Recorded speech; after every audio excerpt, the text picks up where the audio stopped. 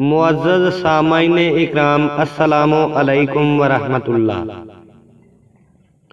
اعوذ باللہ من الشیطان الرجیم، بسم اللہ الرحمن الرحیم۔ حضرت عبداللہ بن عمر رضی اللہ تعالی عنہ سے روایت ہے، نبی کریم صلی اللہ علیہ وآلہ وسلم نے فرمایا، درختوں میں سے ایک ایسا درخت ہے جس کے پتے نہیں جھڑتے، اور مسلمان کی مثال اسی درخت کی سی ہے۔ بتلاؤ وہ کون سا درخت ہے؟ یہ سن کر لوگوں کا خیال جنگل کے درختوں کی طرف دوڑا۔ عبداللہ رضی اللہ تعالی عنہ نے کہا، میرے دل میں خیال آیا کہ وہ کھجور کا درخت ہے، لیکن میں اپنی کم سنی کی شرم سے نہ بولا۔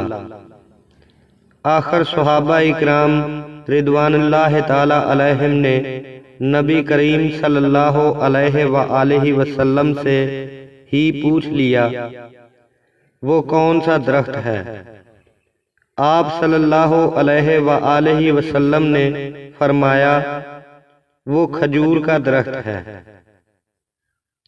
صحیح بخاری حدیث نمبر 61۔ اعوذ باللہ من الشیطان الرجیم، بسم اللہ الرحمن الرحیم۔ حضرت عبداللہ بن عباس رضی اللہ تعالی عنہ سے روایت ہے، رسول اللہ صلی اللہ علیہ وآلہ وسلم نے ایک شخص کو اپنا ایک خط دے کر بھیجا اور اسے حکم دیا کہ اسے حاکم بحرین کے پاس لے جائے۔ بحرین کے حاکم نے وہ خط کسریٰ شاہ ایران کے پاس بھیج دیا۔ جس وقت اس نے وہ خط پڑھا تو چاک کر ڈالا۔ راوی کہتے ہیں، اور میرا خیال ہے ابن مسیب نے اس کے بعد مجھ سے کہا کہ اس واقعہ کو سن کر رسول اللہ صلی اللہ علیہ وآلہ وسلم نے اہل ایران والوں کے لیے بد دعا کی کہ وہ بھی چاک شدہ خط کی طرح ٹکڑے ٹکڑے ہو جائیں۔ صحیح بخاری حدیث نمبر 64۔ اعوذ باللہ من الشیطان الرجیم، بسم اللہ الرحمن الرحیم۔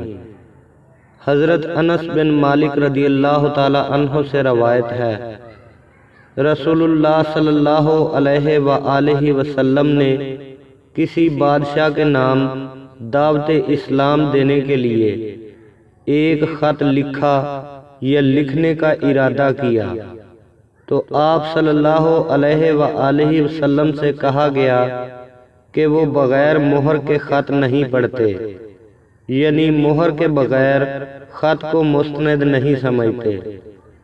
تب آپ صلی اللہ علیہ وآلہ وسلم نے چاندی کی انگوٹھی بنوائی جس میں محمد الرسول اللہ کنندہ تھا۔ گویا میں آج بھی آپ صلی اللہ علیہ وآلہ وسلم کے ہاتھ مبارک میں اس کی سفیدی دیکھ رہا ہوں۔